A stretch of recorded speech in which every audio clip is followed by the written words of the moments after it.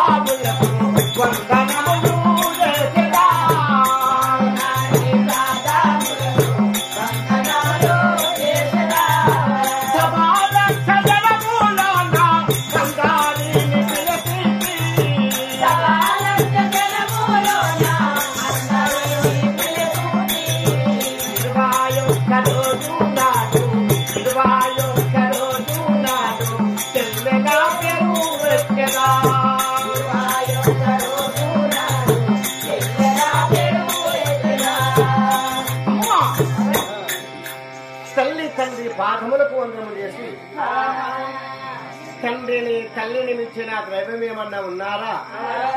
ఎవరు లేరు. తల్లిదండ్రి మనకు దైవము. ఈనాటి రోజున అయ్యలు వాచలు జోగులు జంగాలు ఎలమలు ఏపరులు ధరలు దాతలు అక్షగాలు వృక్షాలు పావులు వారు ప్రతి వారు లక్షలా జనములు పిలిచి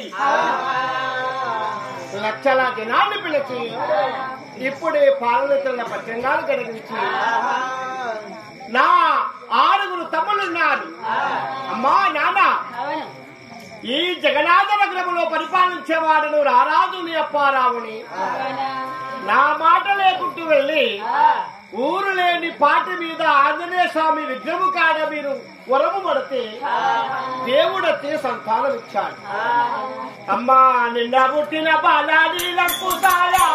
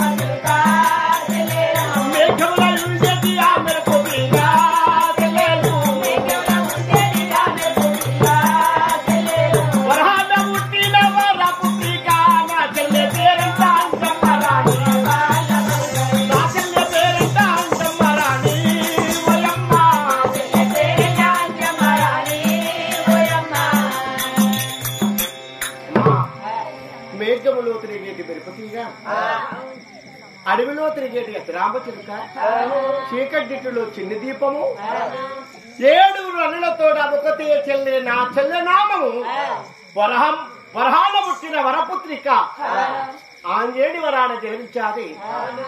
నా చెల్లె పేరు అంజమ్మరా. అమ్మాయి పేరు నీకు మెప్పేనా? మెప్పేనాయన 7 తోడా మీకు ఒక్క చెల్లి అంటే ఆడబిడ్డ అంజమ్మ అంటే సంతోషం. మరి మనకి వచ్చిన ప్రజలకు అన్నదానము చెల్లె పేరు మీద అన్నదానము వస్త్రదానము ఆవుదానము గోదానము చేశానము. అమ్మా నేను మనిగా సింహాద్రి వద్దకు వెళ్ళి రాజభవని పరిపాలిస్తాను. 6 తమ్ములు పాఠశాలలో చదువుకుంటున్నారు. అమ్మా అమ్మా నేను పడి వచ్చేదా